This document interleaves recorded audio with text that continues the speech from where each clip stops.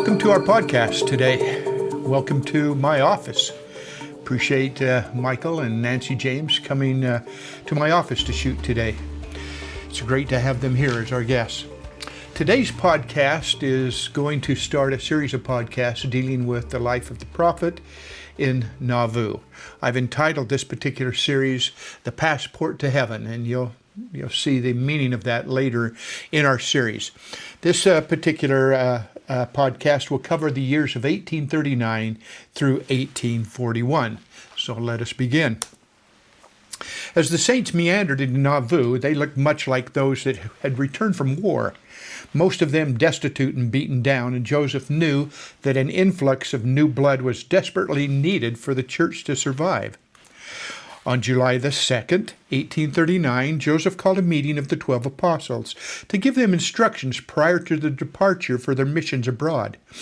You'll remember that revelation Joseph had given a year earlier in July of 1838, commanding the 12 to depart for missions over the great waters, and this is what they were about to do. On Sunday, July the 7th, 1839, a farewell meeting was held. Unfortunately, the following week, a malaria epidemic hit Nauvoo, and the apostles were stricken and unable to leave on their missions. Well, the adversary could not have timed these disheartening circumstances any better, and for many this appeared to be the final battle. Weakened and exhausted, they were easy prey for the diseases of the swamp. Wilford Woodruff recorded the events of July 22nd, 1839, an event that I call the Great Day of Healing. Quote, "After being confined to his house several days, and while meditating upon the situation, Joseph had a great desire to attend to the duties of his office. On the morning of July 22nd, 1839, he arose from his bed and began administering to the sick in his own house and dooryard. He commanded them in the name of Jesus Christ to arise and be made whole, and the sick were healed on every side of him. Many lay sick along the banks of the river. Joseph walked along and healed all the sick that lay in his path. Among those was Henry Sherwood, who was nigh unto death. Joseph stood in the door of his tent and commanded him in the name of Jesus Christ to arise and come out. He obeyed him and was healed. Brother Benjamin Brown and his family also lay sick, the former appearing to be in a dying condition. Joseph healed all of them. Joseph, with a few brethren, crossed the Mississippi to visit the sick in Montrose. Many saints were living in the old military barracks there. Among the number were several members of the 12 apostles. Upon his arrival, the first house he went to was Brigham Young, the president of the Quorum of the 12. Joseph healed him. He then arose and accompanied the prophet on his visit to others that lay sick and dying. They visited Orson Pratt and John Taylor. He healed them. As they crossed the public square, they entered the home of Brother Fordham. They found him in a dying condition and expected that any minute would be his last. Brother Joseph took Brother Fordham's hand. He saw that Brother Fordham's eyes were glazed, and he lay speechless and near unconscious. He looked down into the dying man's face and said, "Do you believe that Jesus is the Christ?" And he heard a faint, "I do." The prophet of God then spoke with a loud voice as in the majesty of Jehovah, "Elijah, I command you in the name of Jesus of Nazareth to rise and be made whole." Well, it seemed to me that the house shook on its foundation. Elijah Fordham leaped from his bed as a man raised from the dead. Many others were healed that day. Great priesthood power was exercised. On Sunday, August the 4th, 1839, the 12 renewed their commitment to fulfill those missions. The first to depart was Wilford Woodruff and John Taylor. They left on August the 8th. Others would soon follow. On September 18th, Brigham Young and Heber C. Kimball both left. Brigham, who was still feeling quite ill, left his wife with a child only 3 weeks old. Heber went to the bed of his wife, who was shaking with the chill, embraced her and said goodbye to her and the 2 children laying sick side by her side. Heber said, and I quote, "It was with difficulty that we got into the wagons and started down the hill. It appeared to me as though my very innermost parts would melt within me at leaving my family in such a condition as they were almost in the arms of death. I felt as though I could not endure it." Well, 7 of the 12 apostles arrived in New York during the winter of 1839. Wilford Woodruff, John Taylor, and Theodore Turley were the first to set sail for England on December the 19th. The remainder of the brethren set sail in March and arrived on the 10th anniversary of the church. That would be April 6th, 1840. Many significant events took place in England while the apostles were serving their missions. Willard Richards was ordained a member of the Quorum of 12 while serving in Preston, England. The church published the first edition of the Latter-day Saint Millennial Star in Manchester, with Parley P. Pratt being its editor. The apostles met with great success, building on the missionary efforts of those who came in 1837. Elder Woodruff alone accounted for 1,800 members converted through his efforts, including 20 preachers. The first shipload of 41 immigrant converts left Liverpool on the Britannia on June the 6th, 1840. The new converts were blessed with the great spirit of gathering. The apostles opened up other overseas missions through English converts. Brother William Barrett went to South Australia. Brother William Donaldson, he sailed to the East Indies. And the Apostle John Taylor went to Ireland and the Isle of Man. After nearly 2 years of service, Joseph requested that the apostles return home. Most of them would arrive in Nauvoo in July of 1841. Now, another significant mission had begun on April 6, 1840, as the apostles were setting sail for England. Orson Hyde and John E. Page were called by revelation to journey to the Holy Land and dedicate it for the return of the Jews. While as the missionaries were en route, Elder Page lost his desire to serve, leaving Elder Hyde to travel to Palestine alone. He carried on alone over 20,000 miles, and at one point he was assisted by a stranger who, hearing of his plight, gave him a small bag of gold. On October 24th, 1841, Elder Hyde built stone altars after the fashion of the Israelites on both the Mount of Olives and Mount Moriah. He then dedicated and consecrated the land for the gathering and return of the Jews. He returned to Nauvoo in December of 1842. This dedicatory prophecy was literally fulfilled on May 14, 1948, when the State of Israel was established. Well, as the 12 apostles were busy engaged in missionary work, the prophet was likewise busily establishing a presence in Illinois with Nauvoo. Joseph turned his attention to the pressing financial matters of the church. He appointed George W. Robinson as the first postmaster of Nauvoo. Then, on October 29, 1839, Joseph was chosen by the Nauvoo High Council to travel to Washington, D.C., to present the plight of the saints to the President of the United States and to Congress. Joseph took Sidney Rigdon, Elias Higbee, and Orrin Portoroca with him. But while traveling, Sidney became ill, and Orrin had to stay with him. So Elias and Joseph continued on.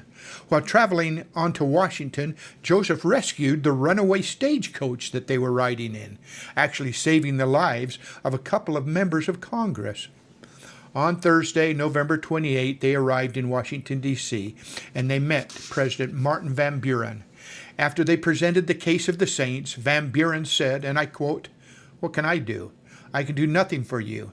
If I do anything, I shall come in contact with the whole state of Missouri." Well, with the president unwilling to help, Joseph took his appeal to Congress.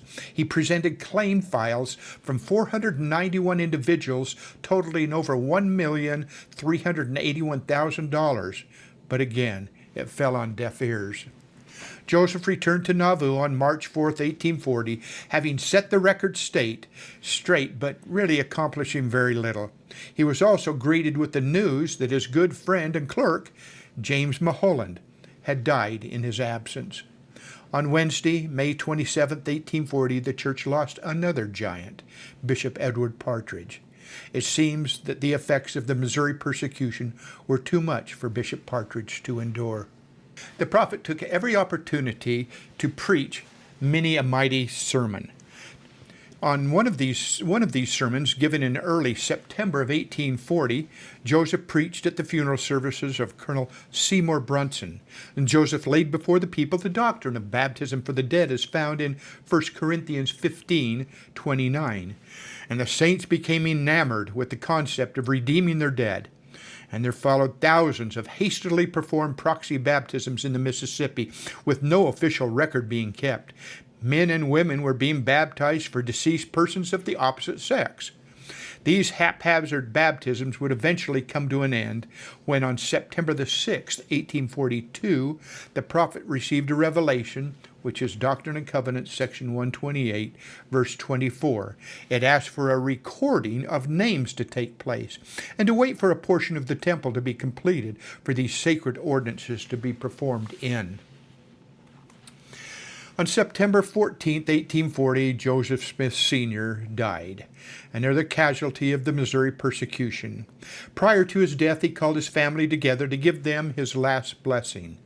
To the prophet Joseph, he said, and I quote, "Joseph, hold out faithful, and you will be blessed. You shall live to finish your work. This is my dying blessing on your head."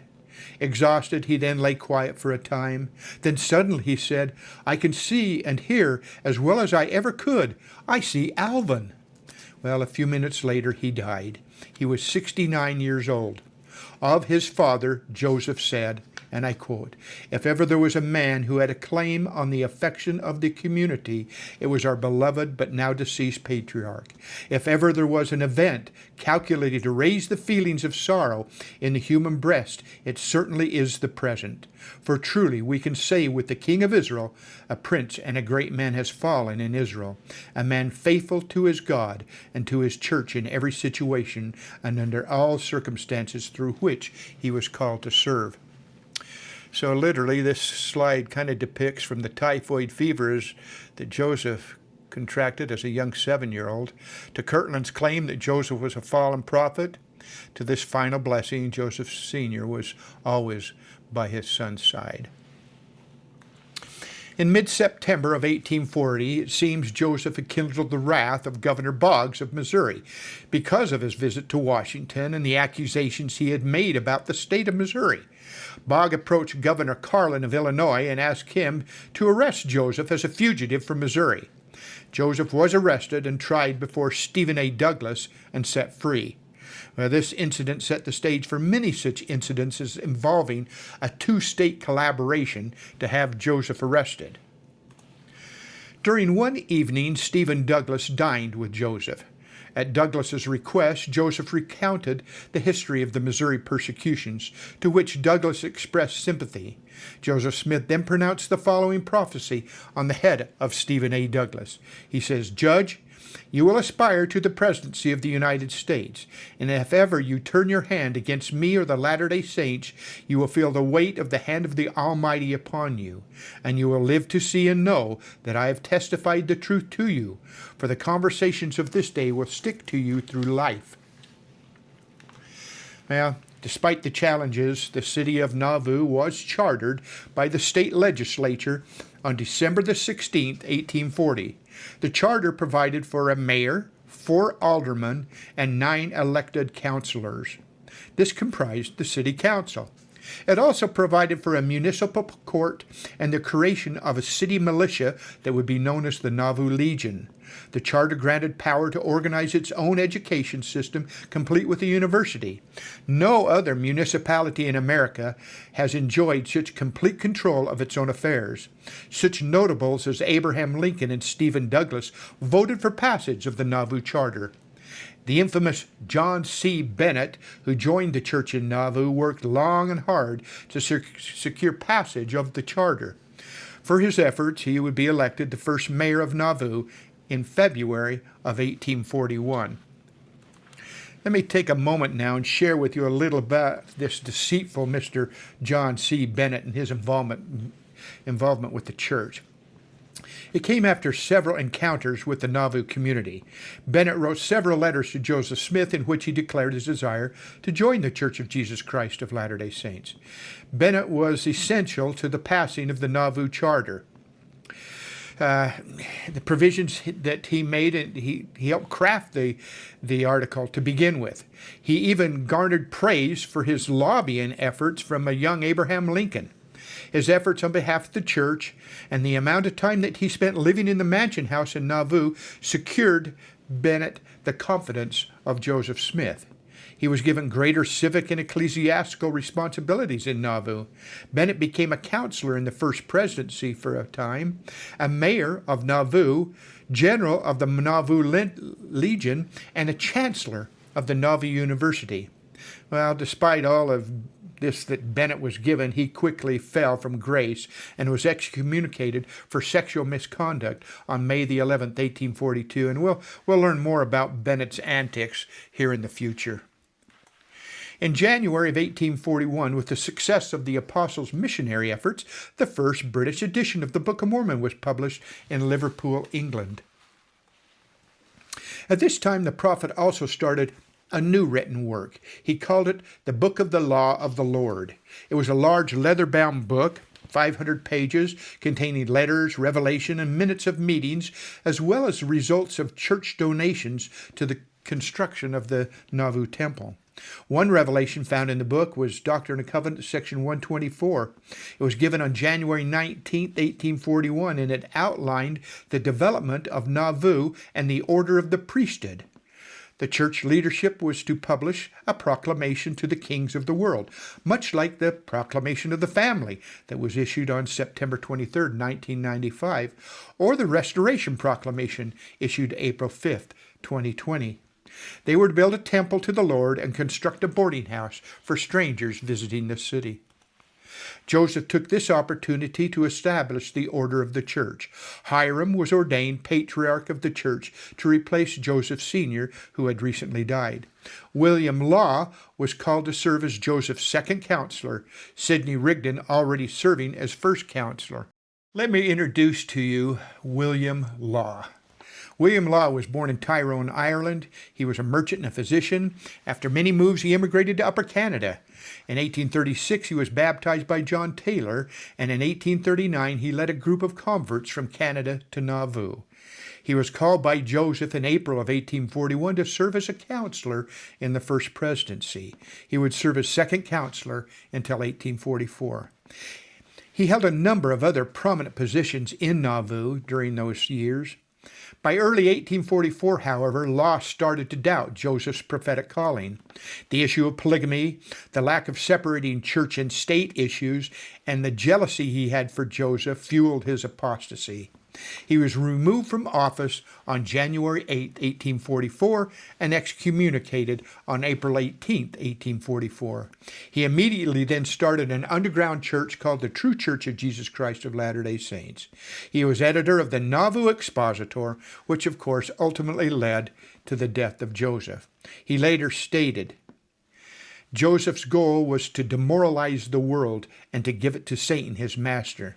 And we're going to talk more about William and his brother Wilson later and their role in eventually the eventual death of Joseph. Part of the changes made by Joseph at this particular time included the sustaining of 12 apostles. They were Brigham Young, who was sustained as president, Heber C. Kimball, Parley P. Pratt, Orson Hyde, William Smith, John Taylor, John E. Page, Wilford Woodruff, Willard Richards, George A. Smith, and Lyman White, who was to replace the martyred David W. Patton. Joseph also established the presidency of the high priest of the church, the presidency of the elders of the church, the 7 presidents of the 70s, the presiding bishopric, the Nauvoo stake president, the bishopric of the Upper Nauvoo Ward and the bishopric of the Lower Nauvoo Ward, the Nauvoo High Council, the president of the Iowa stake, the Iowa High Council, the bishop of the Iowa Ward, the president of the Lima, Illinois stake, the president of the Quincy stake, the president of the Mount Hope stake, the president of the Geneva stake in Morgan County, Illinois, and the president of the Kirtland stake. The church was growing rapidly thanks to the dedication of its missionary force. This sounds to me an awful lot like General Conference would sound. Shortly after the structure of the church and its establishment, elections were made then for city council. John C. Bennett, of course, was elected mayor. William Marks, Samuel H. Smith, Daniel H. Wells, and Newell K. Whitney were aldermen. Joseph Smith, Hiram Smith, Sidney Rigdon, Charles C. Rich, John F. Burnett, Wilson Law, Don Carlos Smith, John P. Green, and Vincent Knight were elected city councilors. Now, with the city charter kind of now in place, Mayor Bennett, who was the quartermaster general for the state of Illinois, assisted in the formation of the Nauvoo Legion. On February 4th, 1841, the Legion was organized. Joseph Smith was elected as lieutenant general, with John Bennett as major general. Wilson Law and Don Carlos Smith were made brigadier generals. These appointments were confirmed by Governor Thomas Carlin. All males ages 18 to 45 were expected to fulfill a military commitment in the Legion. Within 3 months, 16 companies of well-drilled troops were formed, and they even had a cannon. Nauvoo's official existence now had begun, but like any other big city, there came thieves and counterfeiters and con men. Such as our nefarious mayor of Nauvoo, John C. Bennett, sometimes referred to as the moral leper. His good supposed intentions were laced with arsenic. On April 6, 1841, at the anniversary of the church, the 4 cornerstones of the Nauvoo Temple were laid in accordance to the revelation received by Joseph in January. Earlier that day, the 16 companies of the Nauvoo Legion marched in a parade. By noon, 10,000 people had assembled. Elder Rigdon addressed the people, and the first presidency laid the southeast cornerstone. The southwest corner was laid by the high priest, the northwest corner by the state high council, and the northeast corner by Bishop Newell K. Whitney. By the time the temple would be completed in 1846, it would cost $1 million. A number of stone quarries opened a short distance away to furnish the gray sandstone quarry. By the end of the year, the foundation was visible from the surrounding countryside. This is kind of an interesting slide. It depicts the Temple Stone Quarry, and it was discovered in kind of a novel fashion. It was decided because of the Des Moines Rapids that were off the point of Nauvoo, which put so many boats to the bottom of the Mississippi, that the saints would dig a canal from one side of Nauvoo to the other side, kind of right down Main Street, for the boat traffic. And for a lot of reasons, this sounded like a pretty good idea. However, as they got started doing this, they realized that they came into a huge limestone area that it was going to be just impossible for them to go through to accomplish this task. So they stopped doing that. But what happened is they discovered one of the major limestone quarries for the temple. It's really interesting to me to see how the Lord works. In an attempt to show goodwill, Thomas Sharp, editor of the Warsaw Signal, was invited to the cornerstone laying ceremony. Although he was treated with the pomp of a visiting dignitary, he came away less than impressed. He was convinced the Mormons were an anti-American political movement aimed at dominating the country. So in June, he formed an anti-Mormon political group and regularly used his press to denounce the Mormon cause. And we're going to discuss Thomas Sharp and his role in the martyrdom of Joseph. And he's going to rank right up there with the apostates of William Law, and the Fosters and the Higbees.